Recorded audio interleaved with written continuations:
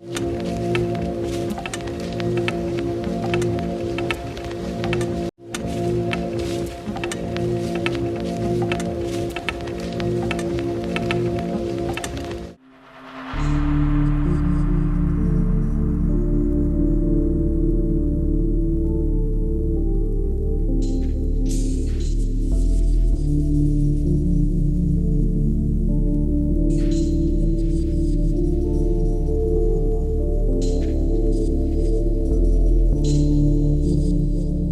Galeriji sodobne umetnosti Celje se tokrat predstavlja Mitja Ficko s samostojno razstavo Lupi se nežno.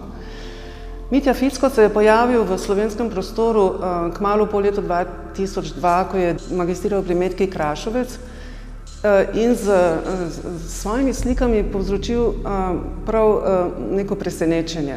Zakaj? Zaradi tega, ker se je na njegovih slikah pojavila neka nova vsebina in pa neka nova senzibilnost, ki je prav odstopala od takrat v umetnostnem prostoru prevladujoče angažirane umetnosti in v polju slikarstva medijske slike. Predstavljati se je začel z slikami, ki so nosile v sebi neko pripovednost, ki se je dotikala prav, ko si jih gledal nekega polja nezavednega, ki nas je naslavljala z raznimi metaforami, simboli in pa asociacijami, predvsem se je navezovala na neka notranja stanja umetnika, na neke pravzaprav univerzalne arhetipe oziroma vsebine, razne ideje in pa predstave, ki so davne in so vsem nam lastne. Tako da s to neko skrivnostnostjo, s tem nekim sanskim svetom, s to svojo pripovednostjo, ki je bila nabita z mnogimi detajli, je gledalca nekako začarala in vzpostavila res neko magično interakcijo, neko stanje res potopitve v njegove slike in pa vzpostavitve nekega ravnotežja. Skratka, v teh slikah se je pojavila neka prav senzibilna atmosfera, ki je nekako res odstopala od vsega takrat videnega. Na nek način se je recimo dotikal, v neki smeri je bil podoben slikarstvu Marka Jakšeta, ampak zagotovo je bil takrat presenečenje. Tam nekje leta 2017, ko je imel razstavo v Galeriji Kurna, so se v teh njegovih domišljijskih podobah, v teh z narativnostjo zaznamovanih delih pa začeli pojavljati tudi neki abstraktni momenti. Tako da pred 3 leti, oziroma leta 2018, ko sva se začela pogovarjati o možnosti, da predstavi v galeriji neko novo produkcijo, je bilo seveda prav zanimivo, kako bo ta produkcija videti, glede na to, da so se začeli pojavljati v njegovem slikarstvu pač neki novi premiki. In ta razstava, ki je nastala in ki jo predstavljamo v Galeriji sodobne umetnosti, je mogoče res za koga neko manjše presenečenje. Namreč to vnašanje nekih abstraktnih elementov v sliko se je začelo potencirati, dokler ni prišel v nekem zadnjem sklopu v čisto abstrakcijo.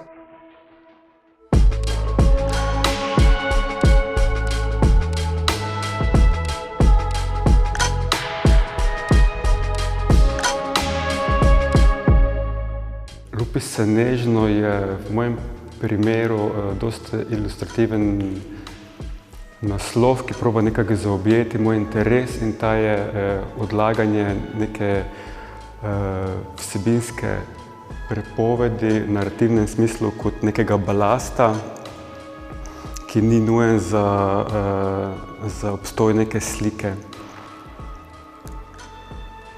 In ta proces se prvič kaže iz sobane v sobano.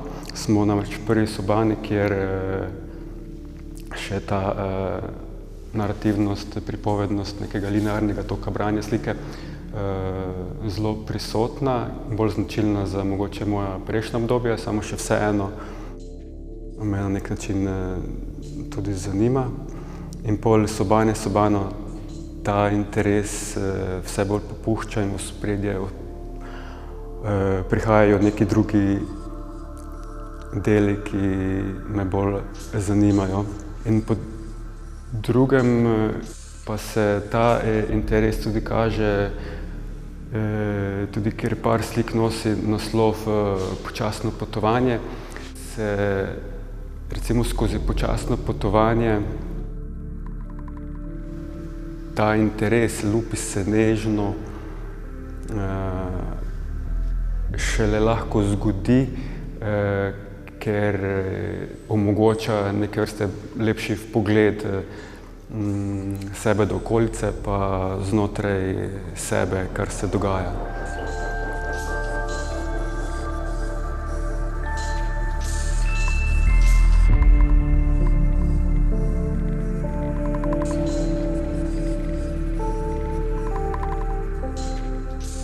Je pa treba povedati, da je pri Mitji Ficku oziroma pri tej razstavi še vedno ohranjeno tisto, kar je za njegovo slikarstvo bistveno. Se pravi, to je ta neka atmosfera harmonije, prav nekega specifičnega, senzibilnega vzdušja, nekih drugih prostorov, ki so nekako oddaljeni od tega, kar nam je sicer znano. Ohranilo se je to njegovo vstopanje v neko realnost, ki bi jo lahko opisali kot sobivanje več svetov in več ravni bivanja, tako da to je ohranil. Se pravi, ohranil je to zavezanost k metaforičnemu in simbolnemu in pa ohranil je vzdušje harmonije in pa mirovanja, ki je tako specifično za njegovo delo, s tem, da je mogoče v delih, ki so recimo predstavljeni v tej sobi, mogoče to občutje specifične atmosfere in pa neke negibnosti in pa mirovanja oziroma metaforične govorice še potencirano ravno s tem, da je začel nekako čistiti in pa krčiti to narativnost oziroma nasičeno pripovednost in začel slike čistiti tako, da se je figurativnost recimo zgostila in začela zgoščevati tudi v prisotnost samo ene ali par figur. Mitja Ficko v tem samem vsebinskem delu ohranja tisto, kar je bilo značilno za njegovo prejšnje slikarstvo, ampak nek premik se je pa zgodil v formalnem pristopu k sliki. Se pravi, nekako je začel krožiti, začel je delati na sliki prizore, ki so značilne za nazaj, se pravi za njegovo preteklo slikarstvo, in pa začel je delati korake nekam čisto naprej, k nekemu novemu.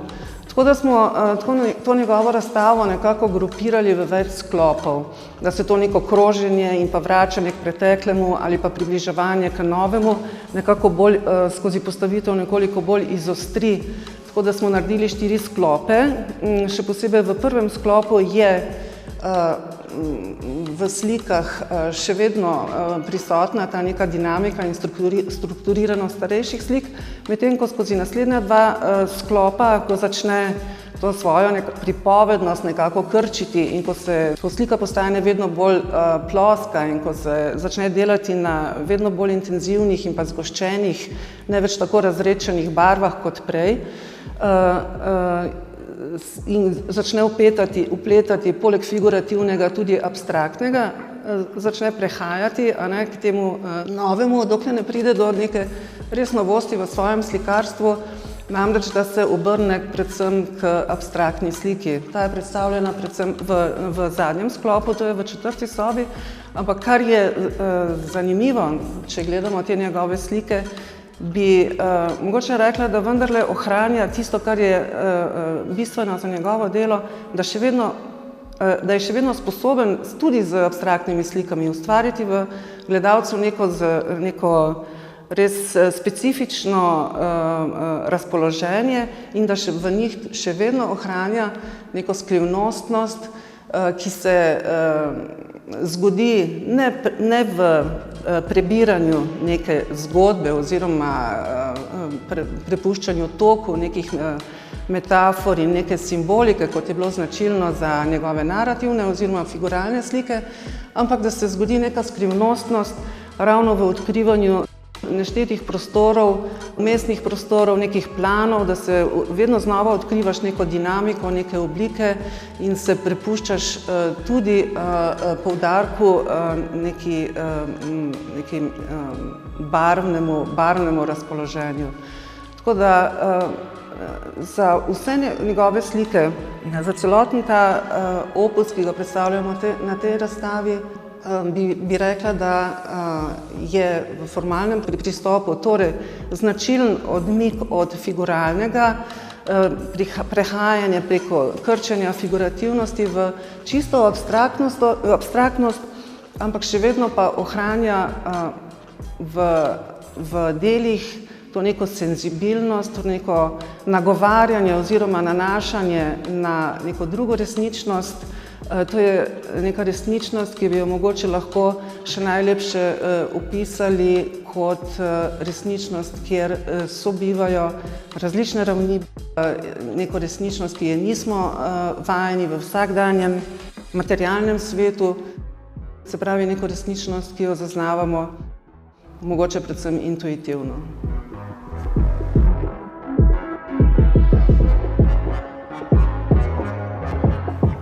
No, ta soba je dosti vezana na neko pripoved in gre za dosti enostavno logiko nekega branja slike.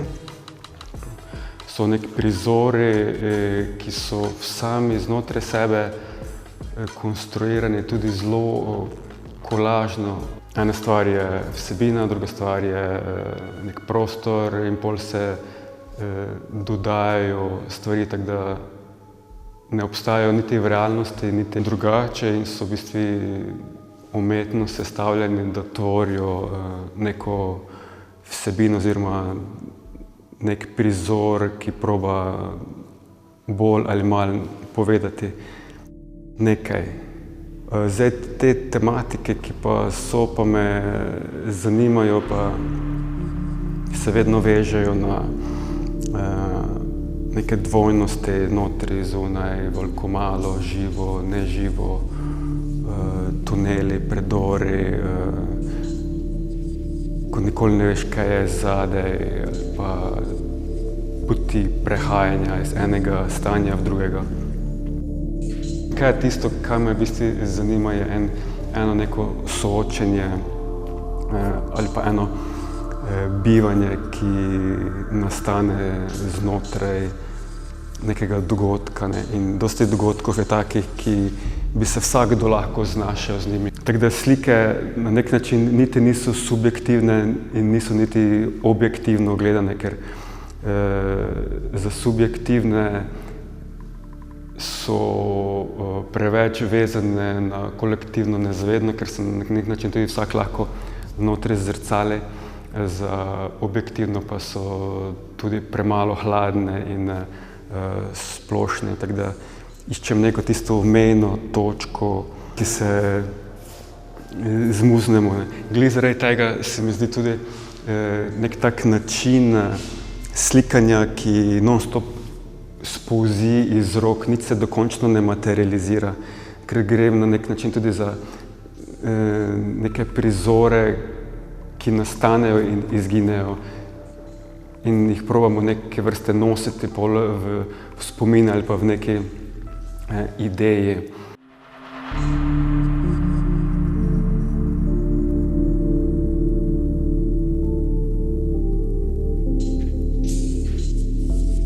Smo v drugi sobani, kjer se radikalno spremeni prostor iz te neke večje globine, kot še je bila prisotna, se ta dosti bolj plušči, barva se intenzivizira, predmeti se abstrahirajo in prostor se abstrahira in vse več je teh zdrsov za sliko in ki formirajo povsem drugo logiko ali pa prostorski vhod. Ta okno se klasično se podira in slika sama dosti bolj deluje v svoji oblikovnosti in po neki barvitosti. jakosti, barvitosti. So seveda elementi, ki asociirajo, spominjajo na nekaj, ki so neke vrste vhodne točke, ko se znajde nek abstraktni delec, ki opisuje neko drugo realnost ali drugo razsežnost, ki govori o nekem sobivanju, različnosti in več prisotnosti. Zdaj vprašanje samo, kako to vpeti eno realnost z drugo, oziroma kako zaslojiti to vse skupaj, da pride do nekega sožitja.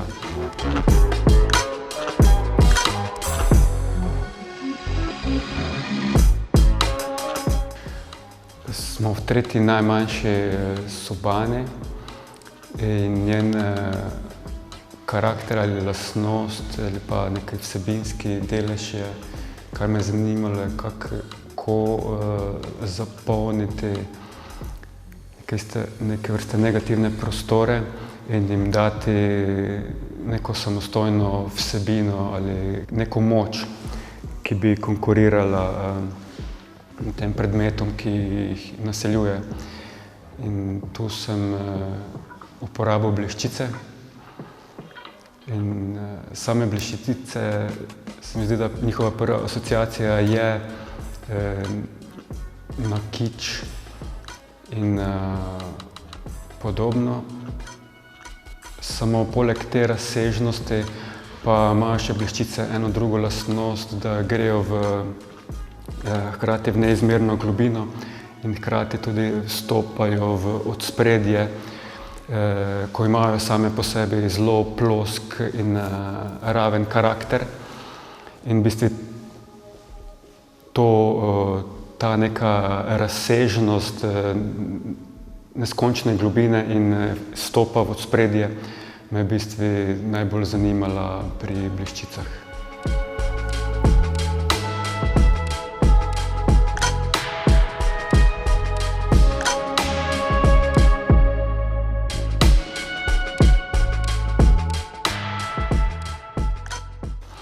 Smo v zadnji sobani, kjer se v bistvu ta ideja samega naslova proba uresničiti ali pa vsaj pripeljati do nekega mejnega prostora, kjer se ta materialnost predmetov razbline in na površje oziroma pride bolj sama procesualnost slike, ki je dosti vezana na samo gradnjo slike, ki je sestavljena iz podiranja in sestavljanja in preslikovanja. In na koncu slika v bistvu ne govori toliko o procesualnosti, ampak skozi ta proces se akumulira neka energija in neka atmosfera. Zdaj za te slike je tudi značilno, da je izguba horizonta, izguba tega klasičnega notranjega prostora. Ja, hotel sem tudi čim dlje v bistvu vztrajati pri nečem, kar ne bi bilo opisno ali pa prezentiralo nekaj, kar nam je dosti znano, se mi zdi. Tako da sem vztrajal čim dlje v neki alfabetiki ali pa v besedah, ne da bi tvoril neke stavke, ki nekaj pomenijo.